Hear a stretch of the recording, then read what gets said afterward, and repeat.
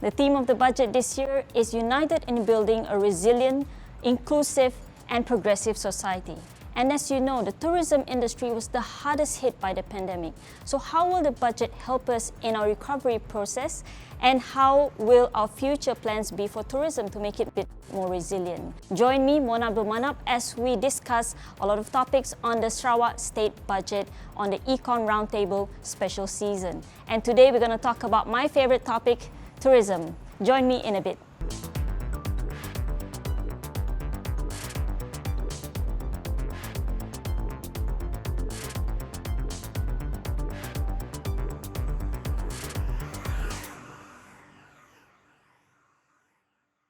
Definitely.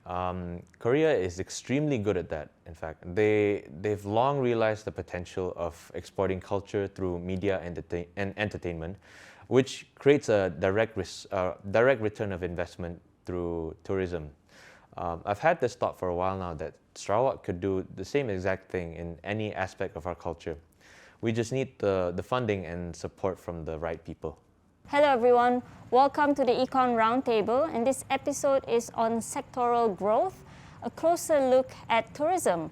And that's my favorite subject because, well, I'm in tourism myself. And today we've got two very strong men in their own industry, and we've got the strong man in tourism himself, Mr. Hee Chang-ki, the Permanent Secretary of the Ministry of Tourism, Arts and Culture. Welcome to the show, Mr. Hee. Hi, Mona, thank you. And we've got Encik Suhaimi, another strong man in his own industry, which is the media industry. He is the CEO of Sarawak Media Group. Welcome to the show, Encik Suhaimi. Great to be with you, Mona. Thank you. All right, now when we talk about the budget, and in the budget it focuses on culture, heritage and arts. And in PCDS it mentions about the museum and also cultural centres that it's going to build, and that's for the future, I guess, in the longer term. Now, in the longer term itself, we're looking at that. How about performing arts? Are we looking at anything on the performing arts capabilities of Sarawak in order for us to use that to support tourism? What do you think of that, Mr. Hee? Yeah, so in the 2022 budget, the state government has announced 131 million for promotion of tourism, arts, culture and heritage. And in addition, for the first time, 10 million was announced for the Arts, Culture, Heritage Facilitation Fund. So I believe in these 5 years, we've had a lot of improvement on infrastructure. Very interestingly is the State Performing Arts Centre, which is going to renovate our old Legislative Council building into a state-of-the-art Performing Arts Centre. So that is a hardware. But software, Sarawak government has actively going through Majlis Ni Sarawak or Sarawak Arts Council. They organize a lot of classes for performing arts, and we are also trying to focus when the Performing Arts Center is ready. There'll be theaters, there'll be black boxes there. So we'll be focusing also on theaters and plays, right? So I think this is the way that we build up the hardware, but we also train our own people to treasure our own arts, culture, and heritage. So this is the way forward. Yeah. Right. Now, the reason why I'm asking is that I'm looking at Korea or South Korea and how they're actually selling their culture in order for them to support their other industries, and one of them being tourism. And this is what you call the Korean wave, or Hallyu in Mandarin, I think. And what they do is they develop the filming industry, the bands. You've got all the K-pop bands coming up. And because of that, people want to go to Korea when they see all these places being featured in the movies or in the music video.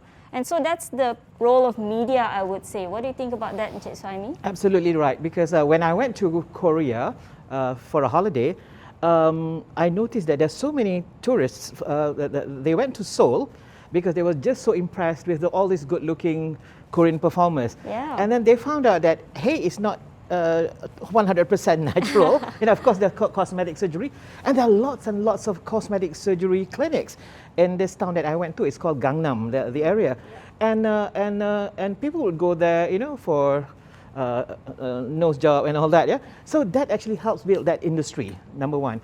And if I can tell a story, and what they do is they export this in films and also in videos. Now, I want to tell you a story. When I was on my way back from Europe to Kuala Lumpur, so I said to myself, why don't I just stop over in Istanbul, Turkey, for example. Wow. Yeah? So I went there and I looked at all these interesting historical places. And basically that was it, you know. Until later on, when I came back to KL, I saw this really, really nice production. It's more than 100 episodes on the history of the Ottoman Empire, on Sulaiman the Magnificent, Magnificent Century and all that. And that actually triggered me. I said, hey, I want to go back to Turkey because I want to see these places. So when I went back, the experience in visiting the country again, and I also decided to stay longer because when it comes to tourism, you want to extend your stay, you know, length of stay, and then you spend more. So I think the movie and also the films and the drama did very well, and that was one of the major exports of Turkey, and that actually attracted people to Turkey. And I also managed to talk to some of the tourists, and they said that, I asked them, hey, why did you decide to come to Istanbul? And they said, hey, I watched this nice movie, this nice drama on Sulaiman the Magnificent. So I came here to see West Hurrem Sultan's diamond ring. Yeah. So when we went to Topkapi Palace, we actually went there to look at the ring. Oh, this is the ring. Just to look at yes. that. So that is the experience that we are selling in the media. Right. Yeah, and I think we are also doing something along that line. Yeah. Yes, Yeah. like our White Raja movie, Yeah. right? So it's going to be screened, I think, worldwide. So I believe, like what you said, you know, when people like the movie, they want to experience the scenes properly, you know, the food they saw, you know.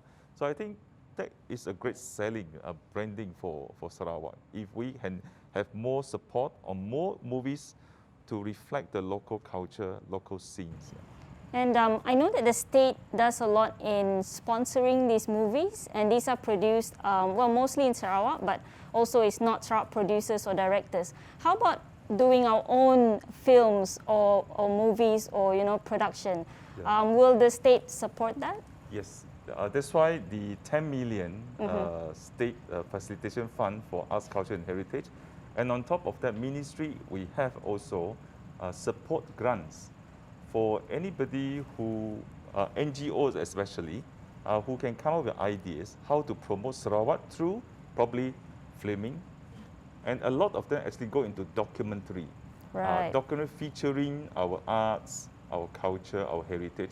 Even things like the process of making songkit, keringkang, Yes. or pakumbu. So if you can document it, a very short documentary, people now, they like short movies, short bite-sized. clips and so on. Yep. So I think that will arouse your interest to start learning. And even for Sarawakians, I believe it could actually let people recall what is our own cultural heritage. You know? Yeah, some of us, we don't even know how gula apung is made, for example. I didn't know until I watched the documentary. And when we talk about media playing a role, I think this is all about positioning the destination. You mentioned something about going to Holland and how they position themselves. Yes. Tell us a bit more about that. Well, basically, I love to travel. I just love to travel. And when Holland, they position themselves as an innovative, clever country. Yeah. Basically, they were able to push the sea away. They managed to, after the 70s, they no longer have the flood problems because before that, generations after generations, they suffer because of the North Sea. Yeah, in December, they'll have these major floods. So they managed to do land reclamation. They have dikes and all that. Yeah. So I went there to see. The sea is higher than the land, and they use that as a major attraction. The engineering. So that is a major attraction. Science, innovation, and people just go there to gawk at the dikes. Yeah. Just to be amazed at the technology. Now, so there are two ways that we can actually look at this. You sell the culture, you sell your innovation or your knowledge. And I think that's fantastic. We'll cover a bit more after this short break.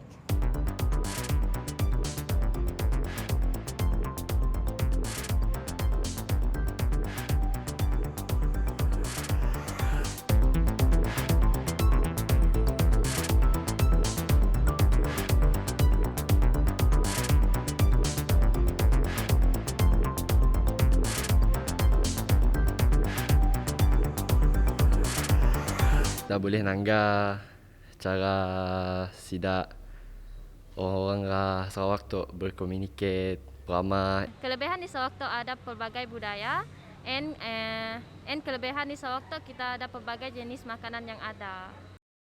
Welcome back to the Econ Roundtable, and today we're discussing about tourism. Now, before this, we were talking about exporting our culture and also innovation or technology. Now we talk about ecotourism. I think that's a big thing, and it is mentioned a couple of times or more than that in the PCDS and also in the budget. Now, when we talk about ecotourism, a lot of the places for ecotourism are in the rural areas. So it involves the rural communities. So how do we actually help them? Because a lot of the rural areas are lacking in basic necessities or facilities there. And what will the ministry do to assist them for ecotourism? Yeah, so when we talk about ecotourism, it's the niche area for Sarawak's tourism, all right, especially for the next 10 years. Because you see why, we have a lot of resources naturally. We have 67 national parks. A lot of people do not know about this. But of course, when you open up to the public, it's about 23 to 24. And these are all approachable in the rural areas. So, yep, I agree with you when you talk about connectivity. Some of the national parks or ecotourism products will be quite difficult to access. All right, even like Mulu, you have to fly, and Barrio Baklalan, yeah. But we do have some quite a lot of national parks which are accessible, like Gunung Gading, Tanjung Dato, even our Semongo and Bako are quite accessible. So government's plan is to improve accessibility for those which are not yet so accessible. All right, so we will do that. And at the same time, I think the more important is how to make sure the products of the local communities are attractive. How to build out their capacity to be ready to receive guests, visitors, showcase their own traditional food, culture. It's very important. You don't only provide rooms, but you really need to learn how to showcase your unique culture and heritage, your food, your activities around your area, and that's your probably hospitality. more on capacity building, perhaps, Yes. training them on That's service, right. That's right. and also teaching them how to develop products and to actually make simple calculations on whether it's profitable. Yeah. I think sometimes they create products and they sell and they find out it's actually losing money without even knowing it. Correct. So perhaps, what would the media play a role in this? Okay, I have another story to tell. Okay, Go ahead. Yeah. Okay, I was in Bali about 3 years ago, and there was this couple from Australia. They stayed at the same villa that I stayed for like more than 1 month, and I was and then I asked them, why do you stay for so long? And then they said, because I love to do this. When they plow the paddy fields, bajak pakai kerbau, So we always take things for granted, because we see things every day. But for the tourists, for the Australian couple, every morning what they did was they used that, I don't know what you call it, the bajak thing. You have a buffalo, so they would be behind the buffalo and they would plow the sawah, and then they will plant the paddies and all that. And they will give ducks in the morning food and all. So it's basically, at the end of the day, what products are we selling, number one? Number two, the experience. And then they decided to come to Bali because a friend of theirs came up with a vlog showing all this. I think what we can do also is to have more content, be it on the different platforms, can be TV, can be online, where we sell this experience, Because maybe some of us think that, this is normal that we do on a daily basis. But for someone who's away, have never seen this, this is something that is really fun to do. So this couple stayed for a month doing that every single morning, which I think is kind of crazy. But hey, if that sells, why not? Why not, right? Yeah. That's fantastic because you're selling experience. Yes. And it's difficult to sell if it's just on a piece of paper. On Facebook, you've got the videos, but on media, it's as good as real life. You're selling it on media. I think that's fantastic. And ecotourism is not just about the environment, it's also about the community, so community-based tourism. And you mentioned about the state budget having some amounts for culture, heritage and arts. Would this fall under those, and how could the rural communities benefit from the budget next year? Yeah, I think one of the target for post-COVID-19 recovery plan of PCDS is how to let the local communities be involved in tourism, but I think the ultimate aim is to how to increase their household income. This is very important. So government as I mentioned just now, I think we will come in. The most important thing is, apart from improving the accessibility, is to build up their capacity. All right. So capacity is not only hospitality. Some of them, they really need to be retrained or enhanced in terms of how to showcase, like what I said, the traditional food. How to perform, show your performance, cultural performance to the customers, and experience like what you say. It's ecotourism. I think there are so many things you are able to do. Longhouse, not only you stay in the longhouse, but what happens around the longhouse? The rivers, the jungles, the wildlife, the flora and fauna. So the activities that they have. You just have to help them to learn how to package them as a good experience for the visitors. Sort of a training program for them. Capacity building. Right, and obviously the borders will not be opening so soon for international market, and we'll be focusing more on domestic tourism. And I think the media would play a huge role in this. Oh yes, okay. Of course, you all know I'm not from Sarawak, but I'm waiting for the time so that I can go somewhere. Somebody will teach me how to do this ayam panso thing. You cook in that bamboo thing. Yeah, because to me, I want that experience. And I'm a media guy. Of course, I will bring a camera, and then I'll put it in my blog, on my social media, and that will actually sell. So right now we have, thank God, we have TVS now.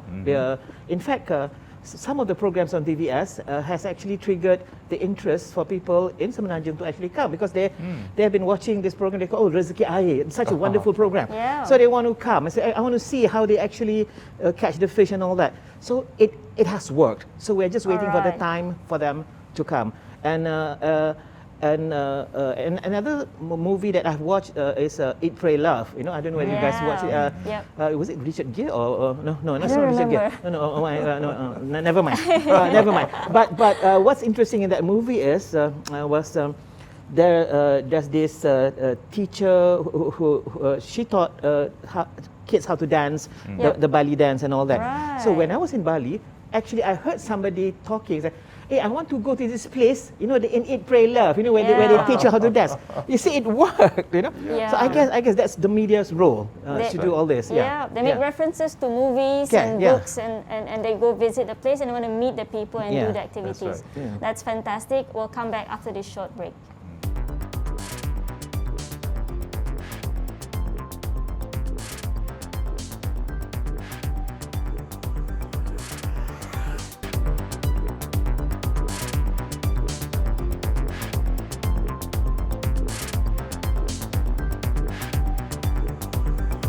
Welcome back to Econ Roundtable, and today we're discussing tourism. And Mr. He, I think a few weeks ago or months ago, they were talking about the Malaysia My Second Home program, and I think the Malaysian Ministry of Home Affairs made some announcements that were a bit controversial, I would say. Now, how about the state? I know that we've decided to maintain the terms. That's right. What are future plans for this MM2H? Yeah, Malaysia, My Second Home, Sarawak, we have our own criteria. So it's a very important program in terms of tourism, because it actually attracts foreign friends to come in, and they actually stay here. They actually can even buy houses, they can, even cars, and even they can invest, So it's a quite important program for us. So when the federal government announced that the criteria is going to be increased, and it's not actually increased, it's leapfrog, I would say. So that makes a lot of foreigners feel concerned about it, because they would not be able to meet that. So Sarawak government, when we heard about that, we had a discussion. I think our ministry decided that we will continue with our criteria, which is the same. That means you just have to come in if you are more than 50 years old, and you just have to pump in a fixed deposit. For individuals, 150,000. For couples, 300,000. That's it. Then you can stay in Sarawak, just like Sarawakans, with a long-term social visit pass. But of course, now we have one new category to attract young people. 40 to 50 years old, you also can come in. But the additional criteria is please buy a house. Oh, wow. 600,000 ringgit. Minimum. Yeah, so that helps to boost our property market.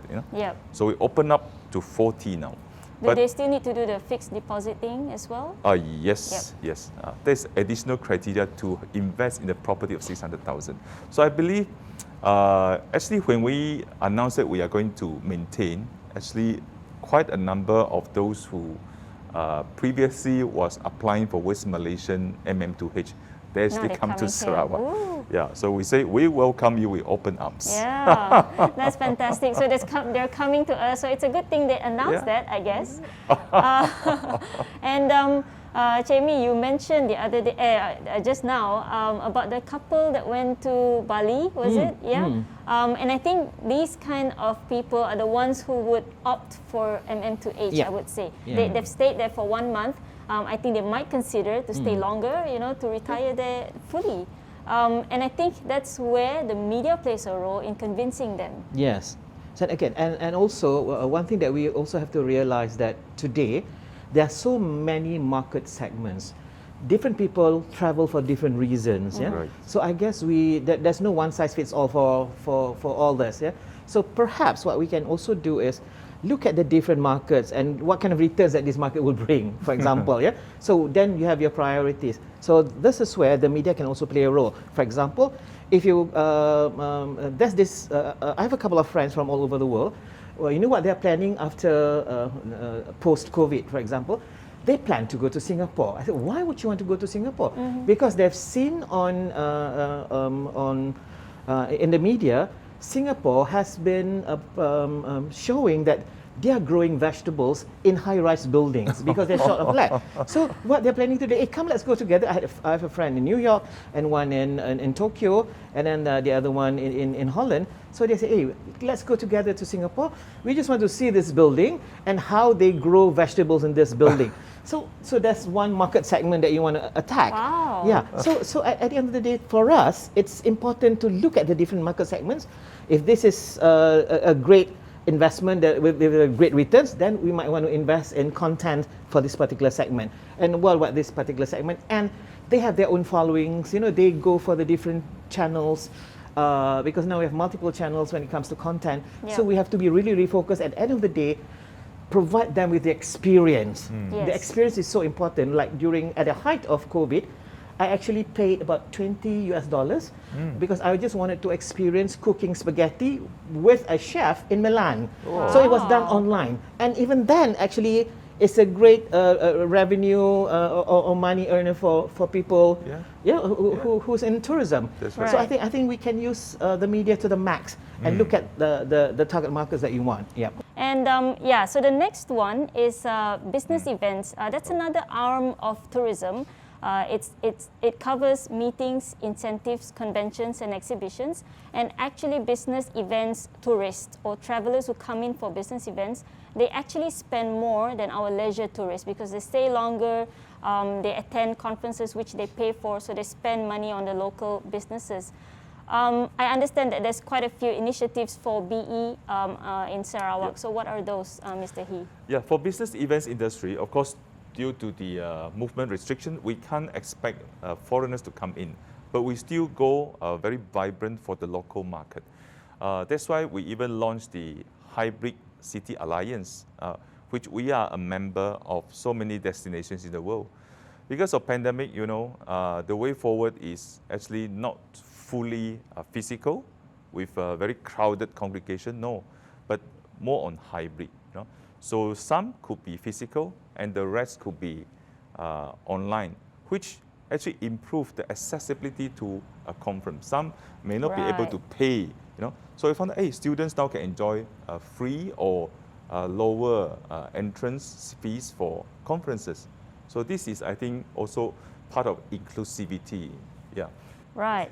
That's good to know, and me being in the business events industry, I'm happy to know that, and I think we should look at other avenues within BE. I'm getting the signal that we should end soon. With you guys, I can actually talk the whole day on tourism, but I don't want to run you down. Thank you, Mr. He. Thank you, Encik Suhaimi, for being with me today. Thank you guys for joining us, and that's me, Mona Abdul Manap, on the Econ Roundtable, and today we spoke about tourism. Join me in all the other episodes. See you then.